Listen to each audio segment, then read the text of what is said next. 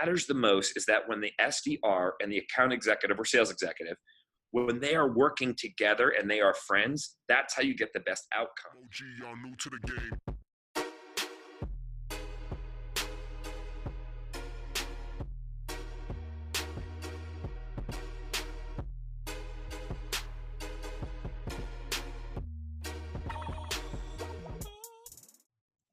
All right, what's going on, everybody? It's Morgan J. Ingram here, host of the SDR Chronicles. And as I always tell you guys, we're bringing knowledge and insights for SDRs, account executives, and entrepreneurs, sales leaders that really focuses on what I believe is the mantra and vocal point of sales development, because we use it every single day. And I'm super excited to dive into this conversation with Sean Murray from Sales Loft, CRO. They're doing amazing stuff over there. And what we're talking about here is how do you have modern sales engagement and how your reps, SDRs, and AEs need to think about it. So, Sean, super excited about this topic today. Tell us a little bit more about yourself, Sean, and why you're excited about the topic we're about to dive into. Well, first and foremost, Morgan, thanks so much for having me on. I'm a big fan of you, and I'm a big fan of your work that you're doing for our craft. So it's a treat to speak with you and to your listeners.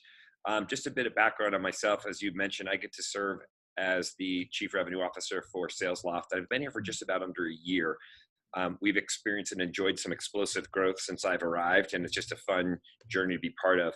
Prior to my time here at Sales Loft, I was able to serve as the global head of sales of the Exactly Corporation. Across my tenure there, I was with different teams, yet we took the company public and then sold the company to private equity just a little over a year and a half ago anyway. So huge treat. And then before that, I was with a company called CEB, now Gartner, for about 14 some odd years of my life. So I've always been in a commercial or a selling role, and I'm a 20-year nerd of our craft. I love sales and everything about it. So I'm pleased to speak with you about the craft today. Yeah, definitely. And, the audience is super excited to have you as well. And before we dive into the questions, I do have this question that I know I ask people in the beginning, especially with someone with so much experience as yourself. What was that first sales job that you did? And then how was that for you? Oh, wow. I remember it. I'll tell you how clearly I remember it. I was an SDR. Yeah. I was riding a horse to work back then. It was that long ago. I got my first meeting with the general counsel of Fossil Watch based in Dallas. And it was a 30-minute in-person meeting with my sales executive at the time. His name was Mike Maniscalco. Again, it was about 20 years ago. I remember my first meeting I scheduled, but that was my first sales job, at least in the B2B world. Prior to my role as an SDR, I was a bartender, and one could argue that's a pretty intense sales role. Yeah, it definitely is. Yeah, all through grad school and undergrad, I was a bartender. So I don't think it's really applicable for today's conversation. But that's a sidebar conversation we have another time for sure. So yeah, that's right. That's right. My first B2B sales role, I was an SDR at the corporate executive board. Okay, awesome. That's crazy to think about, being an SDR with the horse. Like, that's a whole nother component. Is that going to be a new strategy that comes out at some point where the technology was like, hey, we're going to send out horses to send out to our prospects to figure out how we're going to get meetings? I don't know. It could happen. You can think about it. The best meetings get scheduled through creativity. And in the 20 years being around high-performing sales development reps and associates, the consistency is that it's hard. And something that just hasn't changed. It's always been a creative role. And you're the face of the company. You're the first one that gets into the account. But creativity usually wins. It does. And then that leads into one of our first questions here, which is, in your definition, what does modern sales engagement mean? And then what are reps not thinking about that they should start thinking about more? Yeah, modern sales engagement to me means authenticity and sincerity. We've been studying, and I've been part of studying heads of sales and sales development for many years now. And what we've understood and what we've learned is that selling today is just very hard. And I know that's not an insight, but it's just incredibly hard today because your buyers are inundated with messages. Now, as I go back 3 years ago, we wanted to modernize our sales organization and take advantage of a lot of different types of technology that was coming online. And so as heads of sales, we almost hurt the problem, right? Yeah. Because I bought everything, right? Power dialers, spray and pray type email. We want to take advantage of it, but that hurt. And so far that the percentage of reps that are hitting their quota, it's down year on year on year. And the amount of time that reps were spending navigating all these different tools that we bought from, that's on the rise. And in fact, today, sales professionals are spending 22% of their time in front of their customer. It's a problem. But what's changed a lot more about modern sales engagement today, Morgan, is that it's not about the go-to-market. It's not necessarily about the sales approach itself. It's the buying experience that's different. 53% of customer loyalty is measured on the sales experience today. That outweighs the actual product that they're buying.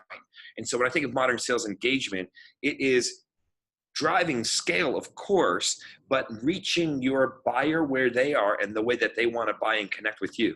That's modern selling today. I think you brought a lot of great points up there, and I want to ask you a question, and then I want the audience to understand this context because I always ask executive this. How many emails a day do you get that are just solicitations to you? Over 100. And how many of those do you answer probably within a week? I don't. That I can tell which ones are addressed to me and which ones are not. I can tell just before I even open it. Right. And so I get, I would say on a business week, I get over 500 email of individuals wanting my time or to talk with me or to show me something. It's probably over 500 a week.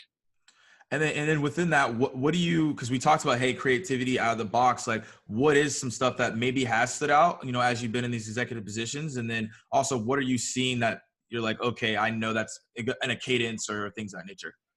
Yeah. So I can give you two answers. One, what the data proves. Of course. At Sales Loft, we studied over 200 million sales interactions, so I know the answer. Yeah. And also say what I personally do, right? The data proves that email is still the strongest form of engagement and connection to a buyer, right? So email still is the major player right now. What works the best is one word subject lines and personalized to who you're connecting with.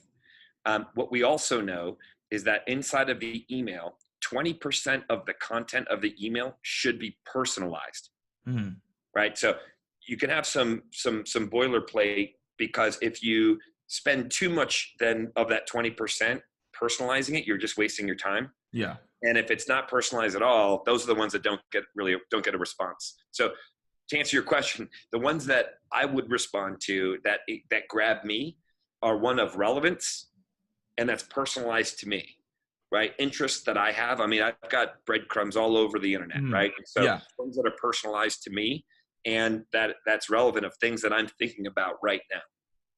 Yeah. And you brought up a great point about breadcrumbs, and there's obviously tons of information about a lot of people. If you're obviously posting content, you've been at a conference, there's some type of context that you can use.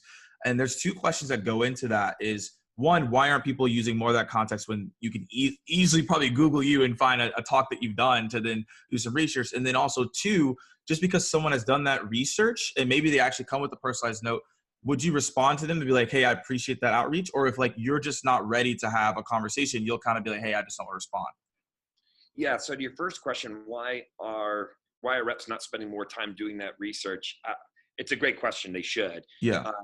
Reps should spend about 5 minutes per email as they think about it, like what that personalization should be. So I think that it's, especially if you're going after C-level executives, which SDR should be doing, they should spend more time just personalizing the message. But again, not too much time, but at least, again, that 20% of the content of the email should be personalized. So Bob, you gave a presentation on this, very insightful, whatever, and then use the meat of your email. That can be a template, right? So reps should be doing it more. And I don't know why they don't, because when you use the certain type of an email that's just a branding exercise and that spray and pray, it's just a waste. I mean, the data proves it. I just share with you that I don't even read them, and I'm a buyer. So I think that personalization does matter. Yeah, for sure. And then, going to the next question, you said you're talking about email. Obviously, there's other facets. There's the phone, social, video, direct mail, obviously events. You guys have Rainmaker coming up. In today's world, what do we have to, we all know that multi-touch is important, but also why are most reps afraid to use techniques when they know those new techniques could help them go over 100%, over 120%, 140%? Sure. Now, what I love about the platform that we get to bring to our customers is that multi-touch does matter. The data proves it. But also just it makes sense, because the way buyers engage today, it's different by persona. It's different by personality type, right? So phone, LinkedIn, and mail is incredible. Obviously, email, as I mentioned, social is very important. SMS texting matters. Sending a box of donuts matters, right? So Yeah. multi-touch is the key to engagement today, because you don't even know if you're only making phone calls, if you're only making email or sending email, you don't know if the email is even making it through, right? You don't even know if I don't have a landline. I haven't had a landline for 5 years. So if you try and call a landline, you're not going to get me, right? So that's why the multi-touch matters. To answer your question, why are individuals afraid? They are, my guess is just a lack of confidence that they're calling someone's mobile phone, or they're crossing a social norm by sending them something over social. They've got to get out of that fear, and they should not be afraid. And if they have something smart to say and something engaging and insightful, hit that individual from all of the different channels, and make sure your prospect or your buyer, they know that you're trying to get their attention because you have something good to say. You have something smart to say, and that they should not be afraid to use different channels to engage. That's a very valid point there. And because I'll do a training, or I'll be talking to a rep and they're like, hey, I don't want to use video because I feel like it's corny, or, hey, I don't want to do direct mail because I feel like it's a waste of time. And I always tell people that those things should not feel like a waste of time, because you don't know how someone's going to respond. So for example, Sean could actually love getting direct mails, but the fact that you thought, hey, that's going to be lame or corny or things of that nature, you missed out on an opportunity to schedule a meeting with them. That's right. And well, you're spot on. In the meetings that I've scheduled as of recently, now I do a lot for good karma, because I love the craft, and sometimes I'll take meetings, I know, I'm not going to buy anything anyways. But your comment on video is spot on. If you send an email that has 150 characters and then you insert a video after, you will enjoy a 26% higher return rate. Video works. And to your other point about sending a box of donuts or a handwritten note, that's the authenticity and the sincerity that we're missing today. Like, we yearn for it, right? Because I think that over the last 2 years in sales, we've automated so much that when we personalize just a bit, whether it's a box of donuts, a pizza, a Starbucks gift, something, it's like, wow, that individual actually took the time to engage me. Now, Morgan, that could be different a year from now, right? And I'm not recommending to your listeners, we go back to the 90s when we personalized everything, right? That's not what I'm saying. You can personalize at scale. Just the point is, those channels, those avenues, they matter. And the data proves it. But video is a bit odd at first from a field rep that has been in sales forever. It just feels a bit odd to do it, but those things matter. And I think it's because it just helps you stand out from the 100 emails that I'll receive today.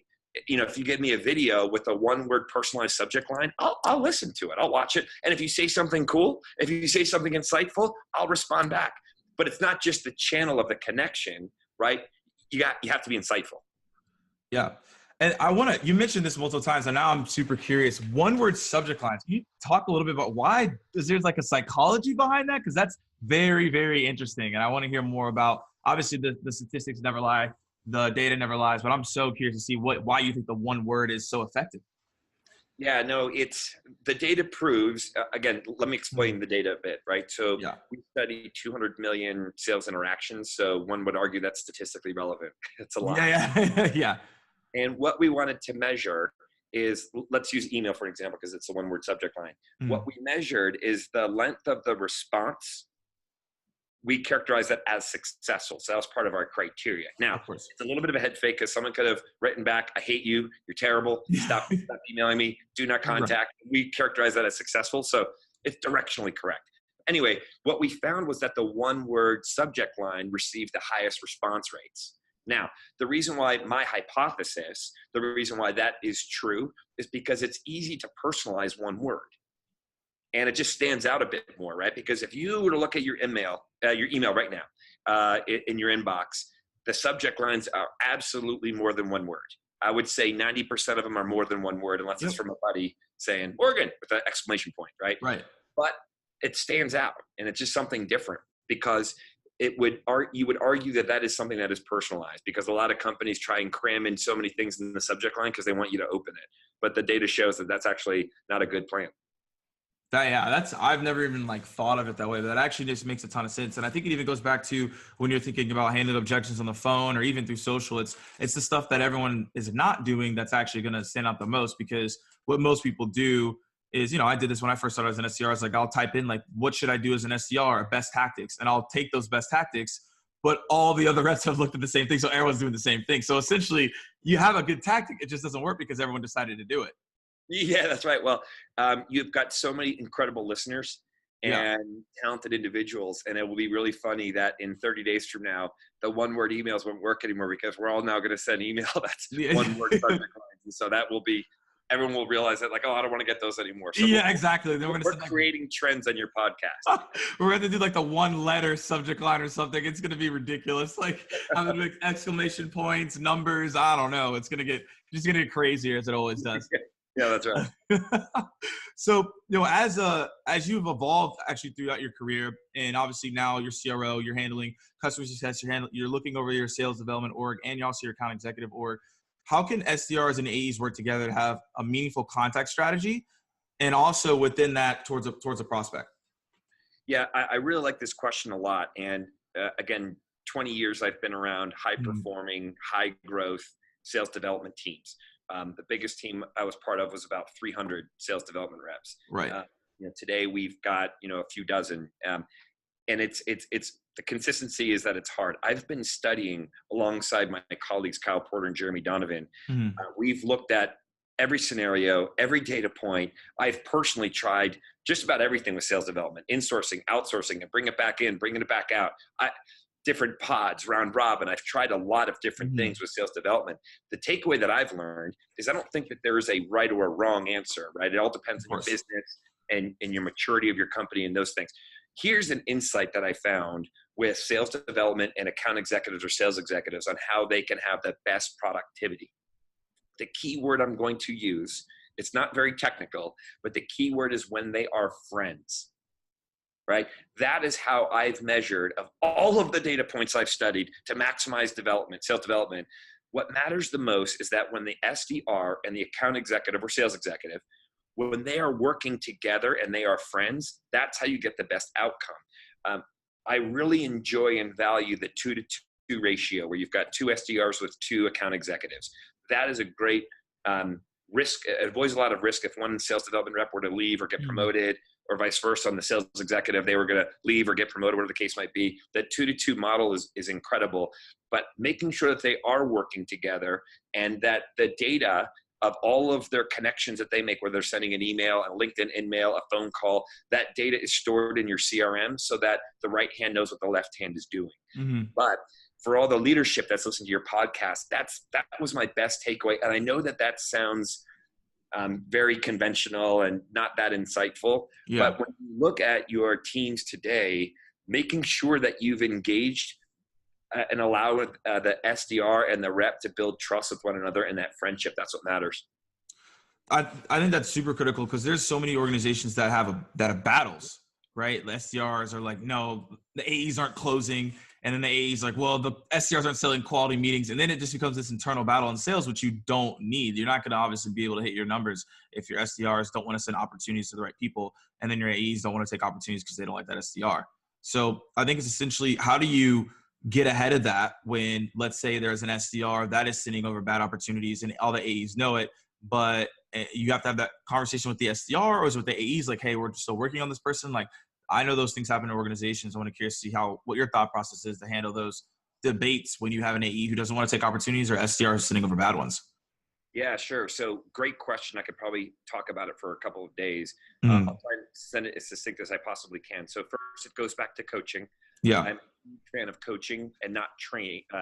Differentiate coaching from training just for a minute. Right. Training is effective when it's followed up by coaching. Right? It really comes back to coaching and communication. Now, as a business, we make hiring decisions. When we make decisions that we're going to hire this SDR, we're going to hire this account executive. Now it's our job to coach and engage and make sure that they are productive, right? But what it really comes down to is, let me make an American football analogy, right? We've got running back coaches, wide receiver coaches, you got offensive line coaches, right? There's a reason why we've got different coaches for the different functions in an organization. But usually the SDR does not report to the account executive. That's pretty classic today. Right. the mistake that reps make today is that they are not coaching their SDR, right? To avoid that conflict. Because your point, the SDR, usually their comp plan is they got to get more volume, more meetings.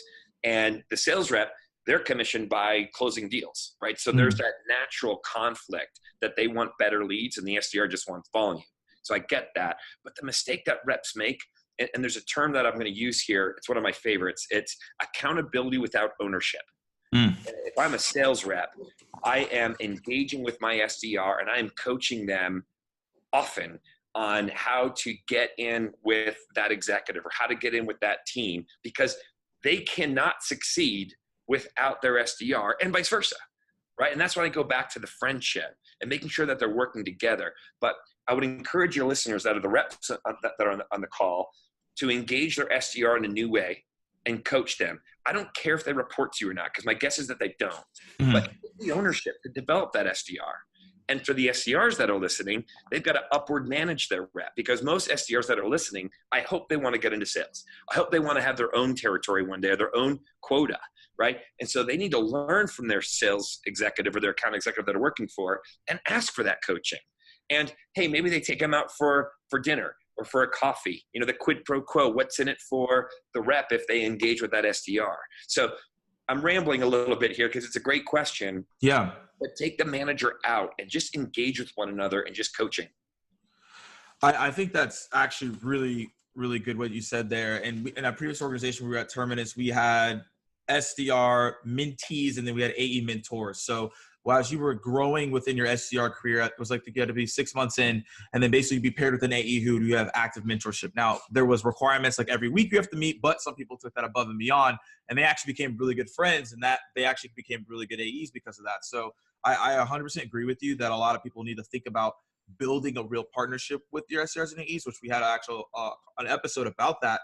And an SDR was talking about, hey, I just built really good relationships with my AEs. So it made it easier for me to send over opportunities. And they actually helped me get opportunities when they had, they were prospecting. So I definitely encourage everyone to do that. And leaders encourage your reps to do that. And you're not part of the process. Yeah, I mean, that's spot on. And a big takeaway in this discussion is that both reps and SDR alike, you own and control your career path.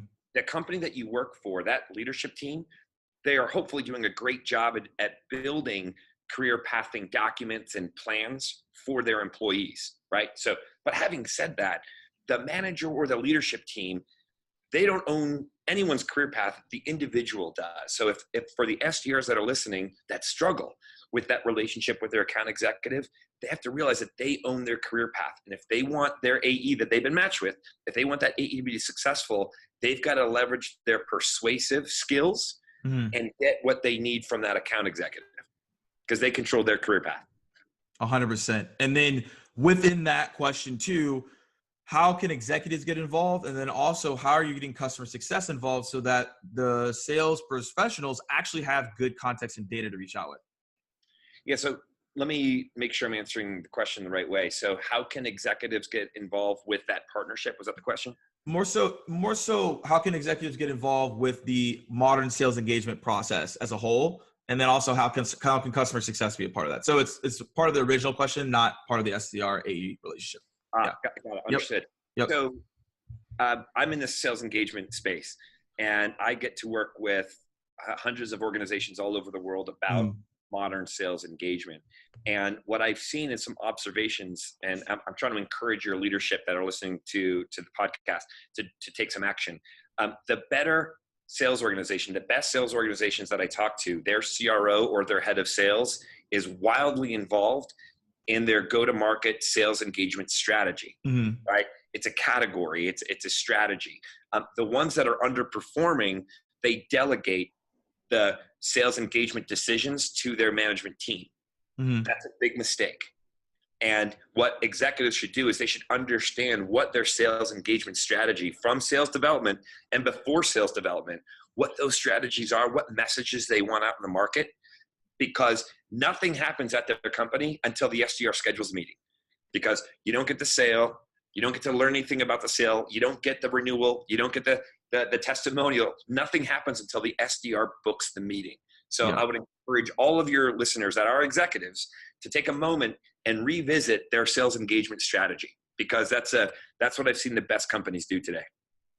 I love it. And Sean, thank you so much for all the insights that you've given throughout this podcast and episode. And one question that I ask every person that comes on the show is, what's the number one piece of advice that you give to SDRs or sales professionals as they enter into their new roles? One piece of advice, something that I've learned in my 20 years in this craft, is to learn to be vulnerable. And it's okay to admit when you're wrong or when you don't know the answer. You know, I've worked so hard to get to this level of where I am in studying our craft. And I just wish if I were to go back in time, I would have told myself when I was an SDR to be vulnerable and just learn. You know, the second piece of advice, that's one piece of advice. Let me give a second. Second piece of advice is to make sacrifices in your life and dedicate yourself to this craft, right? I know that in sales, we're not necessarily doctors, right? Yeah. Doctors are always on and they're doing great things in their life too. Sales is a life. And we want to be available when our buyers need us, when our business partners need us. Just dedicate a lot more of your time and make some sacrifices in your personal life, because the best way to get ahead in sales is just that work ethic, and just love what you do, love the product that you're selling, and make sure that you're helping your customers get better. Thinking about the customer and putting them first and solving their problems. And then that's how you'll get ahead in sales. So I know that's probably a lot of advice in your short question, but that would be my advice. No, that's great advice. And I think I always tell people, you thrive what you do after your 9 to 5. Like that's what I always tell people. Because if you're able to do that extra effort from 6 to 8, that can easily put you ahead of everyone else. And people are like, wait, why is that person ahead? It's like, no, he was just working 2 hours extra while you may have been going home or doing something else. So I think that's fantastic advice to everybody here. So again, thank you so much, Sean, for hopping on the SDR Chronicles, providing some insights to the community. As I always say, guys, keep dialing, and I'll see you guys soon. Thanks, Rory. I appreciate it. Really enjoyed it.